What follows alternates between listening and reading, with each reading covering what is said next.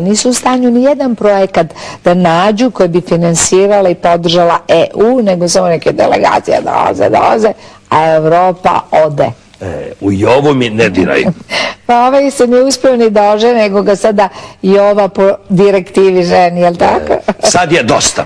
Tek sam počela. Borjana Alimpijević, bez ovlaštenja, kontroliše zemlju preko šefa BIA. Pa BIA uopšte nije u mojoj ingerenciji. Prisluškuju sve važnije ljude u zemlji. I jedino od tebe ne, pošto si nevažan.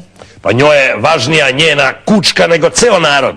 Slušajte, Bože se povlači po splavima sa članovima EU i izdaje zemlju. Ja izdajem zemlju? Ja izdajem zemlju? Pa šta si još naputio na jastuku? Zna se da posle seksa nema tajni, jel tako? Ja nemam tajni, ja sam transparentan. Zemlju će da vam vodi transparent. Ne, vodit će kučkarka i to kako, na povodcu. Slušaj, princes, da mi ne diraš, okej?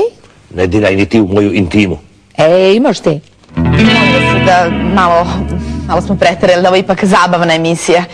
Kakvu muziku slušate? Kakva muzika? Meni je dosta ovoga, on meni dira u moju princes strante bilo, đubre jedno. Pesnice, molim vas. Ona koja je trudna za dekološke sme susimire. Molim vas, ti Berićeva strana.